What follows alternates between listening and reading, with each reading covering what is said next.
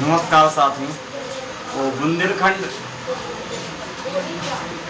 News 24 express में आप सभी का स्वागत है। आज हमारे साथ मेहमान हैं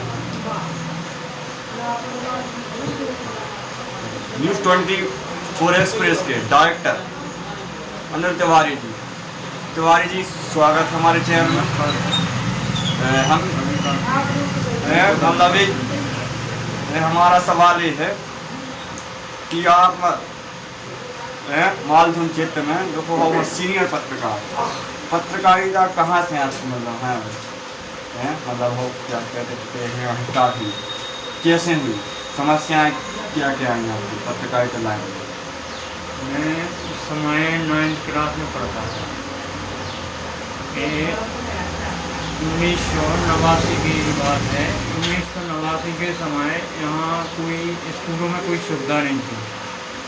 हम लोगों को बहुत परेशानी झेलना पड़ती थी और हम लोग यहाँ चाहते थे कि हम लोगों को सागर या खुरई या बीना कॉलेजों में ना जाना पड़े पढ़ने के लिए।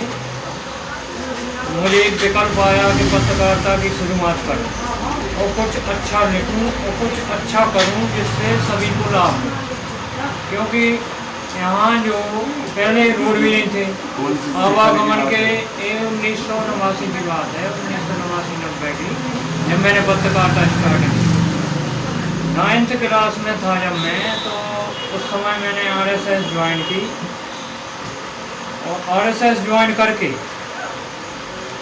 और मैंने कुछ इस प्रकार से सीखा कि जन सेवा क्या होती है। जन सेवा की भावना को देखते हुए मैंने उस समय पत्रकारिता स्टार्ट की और फर्स्ट पेपर था हमारा दैनिक देशबंधु। देशबंधु से मैंने स्टार्टिंग की और जन सेवा में 24 घंटे तक कर रहा हूँ। आपके साथ उस समय समस्या क्या क्या आती थी पत्रकारिता करने में? क्योंकि आप मतलब उस समय छोटी भी थी, गाँव भी था, छोटा सा सबसे बड़ी समस्या थी, कोई घटना दुर्घटना क्षेत्र में होती है तो हम पत्रकारों के लिए, जैसे हमें बाहर से भी टीम बुलाना है या मुझे जाना है, रोड नहीं थे, उतने संसाधन नहीं थे, फ़ोन नहीं थे और सभी जगह फ़ोन उपलब्ध नहीं थे। मोबाइल तो अपना भी आया है, पहले लैंडलाइन सेवा थी। लैंडलाइन सेवा से कहीं पर लगा रहे, फोन लगता है नहीं लगता है। बहुत जुझारू पत्रकार थी उस समय। कहीं कहीं तो मैंने 10 किलोमीटर पैदल जाके और लोगों से मिला, लोगों की समस्याएं जानी और भी ऐसी समस्याएं आती थी। लोग डरते थे पहले पत्रकारों से, एक भय था उन्हें कि ऐसा ना कि हमारे खिलाफ में कुछ चीज़ लिख दें, बताने को भी कतराते थे। कोई घटना होती थी, किसी पर पूछ रहे भैया क्या होगा, तो बताते नहीं थे। प्रशासन उस समय क्या था, सहयोग भी नहीं करता था प्रशासन, जिस तरह आज प्रशासन सहयोग करता। प्रशासन को भय रहता कि यदि कुछ लिख दिया पत्रकार ने, उस समय क्या होता था, तत्काल एक एक्शन लिया जाता, जो आज के समय में नहीं है। आज तो आप लाइव चलाते रहो, सामने वाला कुछ भी करता है, कोई कार्रवाई नहीं होती। पहले आपने 2 शब्द किसी के खिलाफ लिख दिए तो तत्काल कार्रवाई होती थी। उस समय यानी हम करप्शन और मतलब अवैध है उस समय, और मतलब देखो प्रेजेंट में नहीं हो कितना प्रतिशत घटा, कितना करप्शन होता है?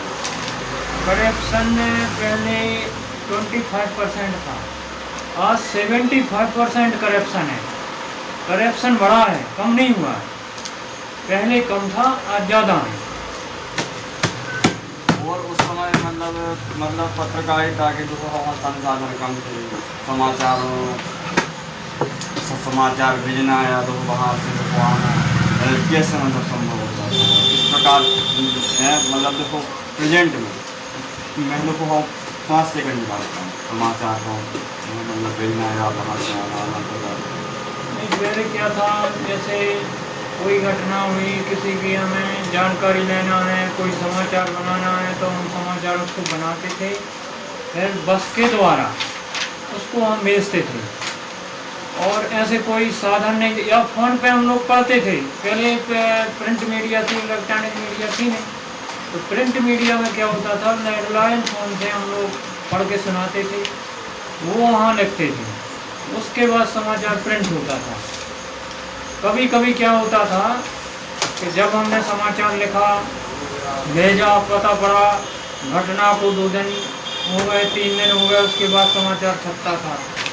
आज वर्तमान समय में लाइव चलता है, कोई भी घटना है आप व्हाट्सएप से भेज दो, आप मेल कर दो, आप जो संसाधन है पहले नहीं थे, पहले बहुत कठिनाई थी।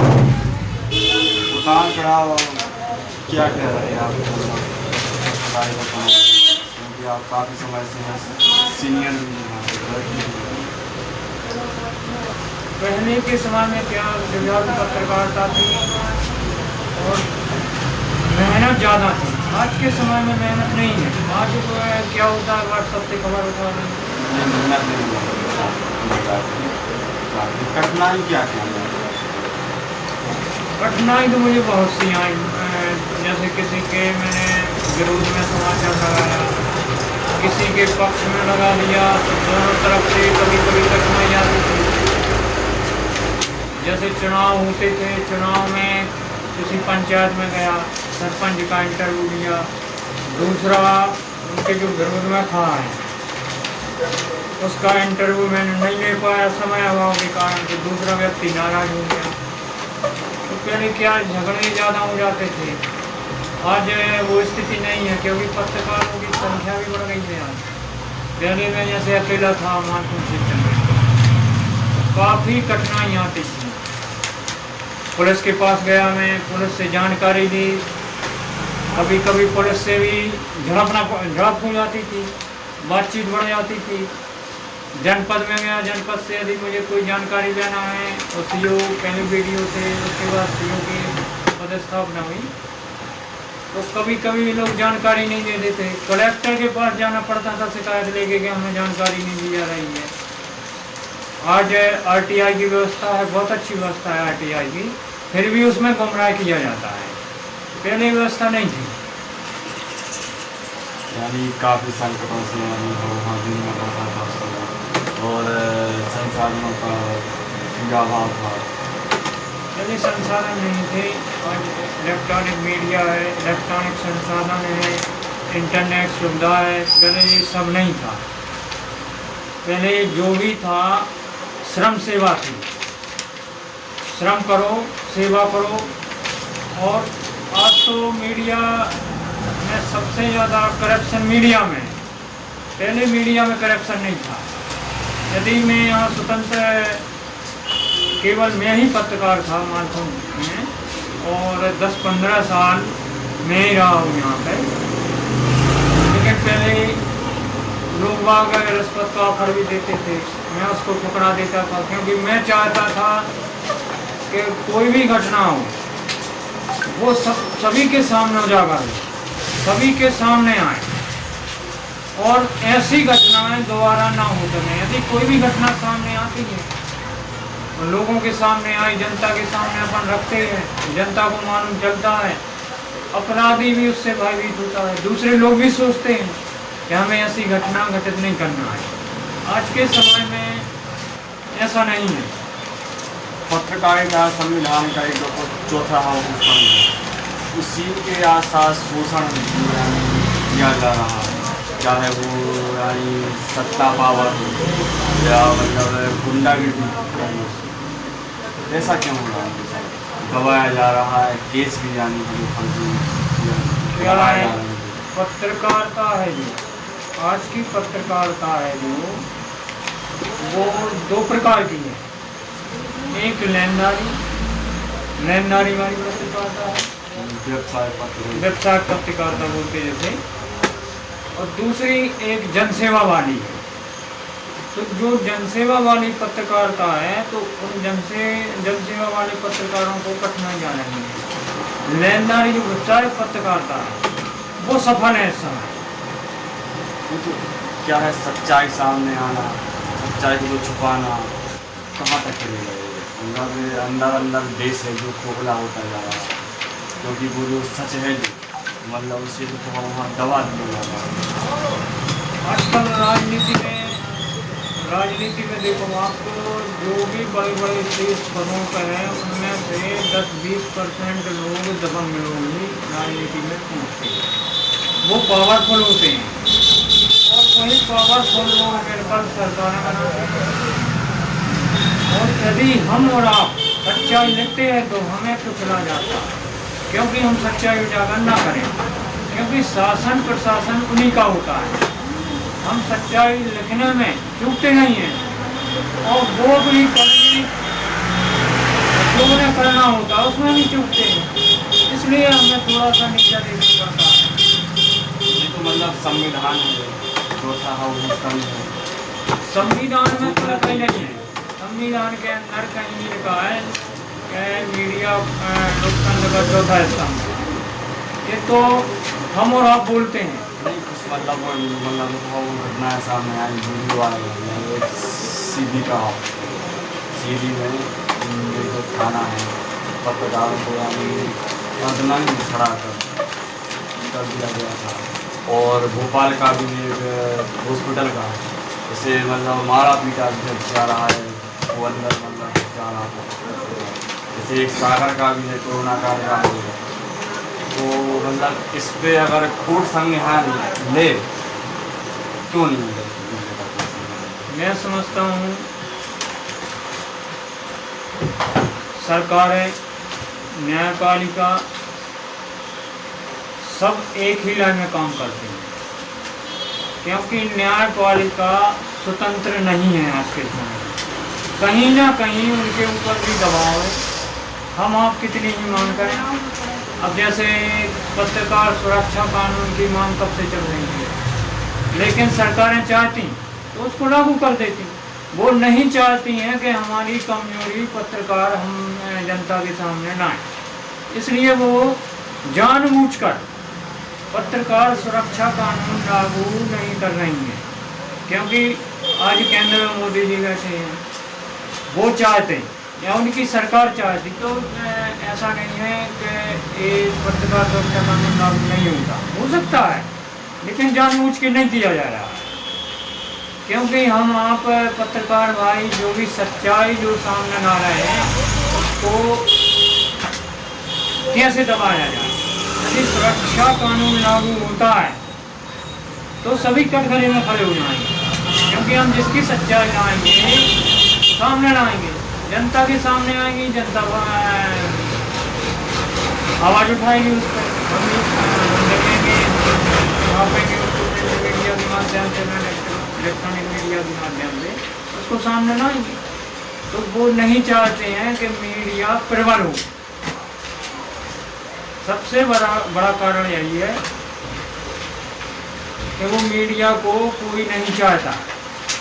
यदि मीडिया को स्वतंत्र पावर, फर्स्ट पावर और प्रोटेक्शन मिल जाए, ऐसा नहीं है, देश में काफ़ी सुधार हो जाएगा। यदि मीडिया आज भी इतनी हावी ना हो तो राजनीति देश को तोड़ मरोड़ के रख देगी। नहीं, ऐसा कहा जाता है कि मतलब नेता को मतलब जमीन से आसमान तक मतलब मीडिया ही होगा पहुँचाता है, फिर भी कमजोर क्यों? पहुँचाती है, लेकिन जब सरकार मीडिया का सहयोग नहीं करेंगी, सरकारों को चाहिए तो मीडिया का सहयोग करें, लेकिन वो नहीं चाहती हैं मीडिया का सहयोग। इसीलिए तो जो पत्रकारिता का लेवल है वो धीरे धीरे एक स्तर से नीचे जा रहा है।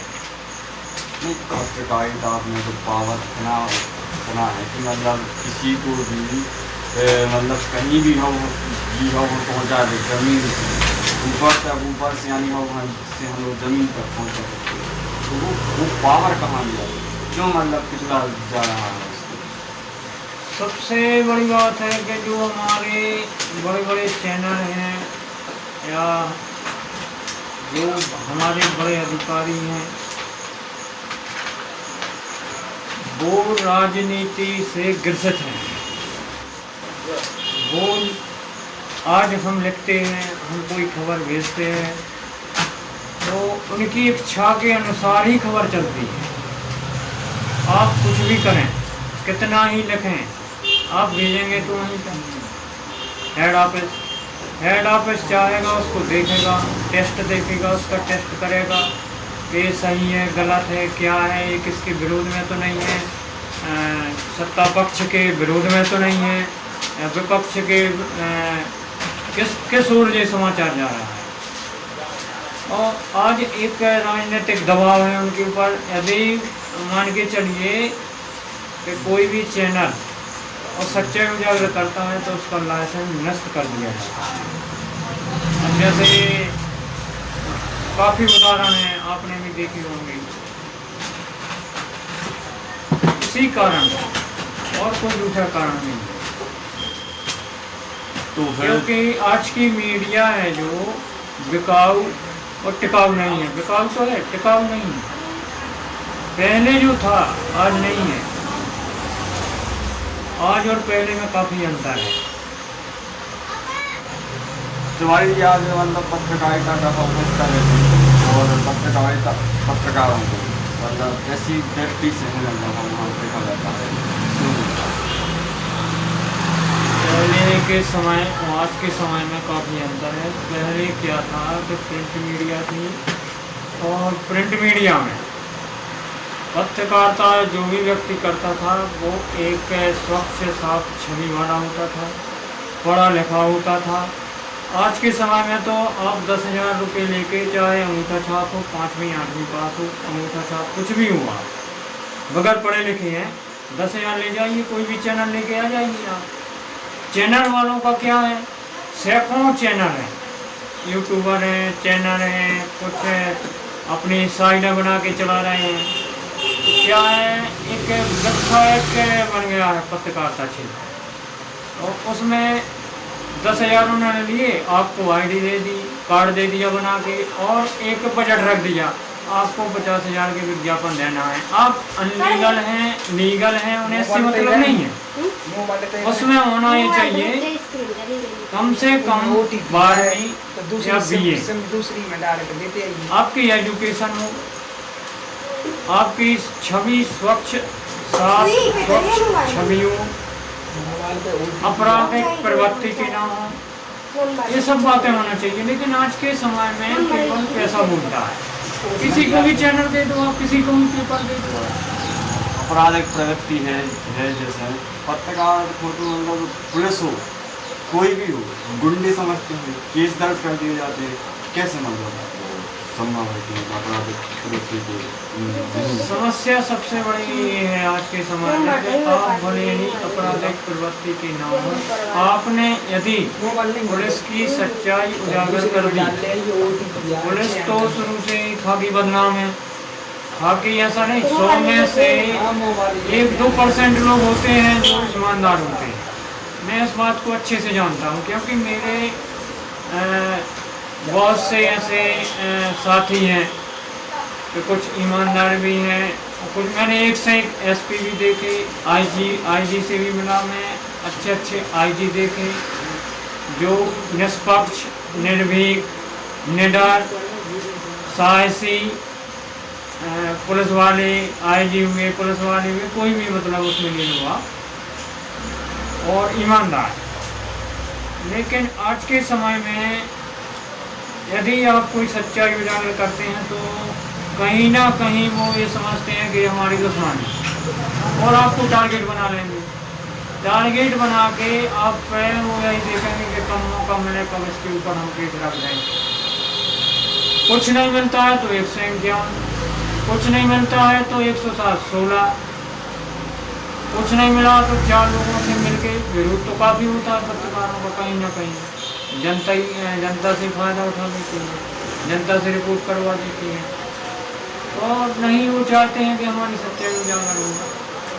रिपोर्ट करने पे एक मतलब खबर है कि जो माननीय सुप्रीम कोर्ट है उनने सीधे आदमी सिर्फ ये है कि मतलब पत्रकारों पे देखो बगैर जांच के देखो केस दर्ज ना करें, इसके बावजूद भी केस दर्ज हो जाते हैं, ऐसा क्यों है? आजकल क्या है, आप जब तक कोर्ट तक जाओगे जब तक वो मामला दर्ज कर देंगे, ज़्यादा से ज़्यादा क्या होगा, लाइन अटैच हो जाती है।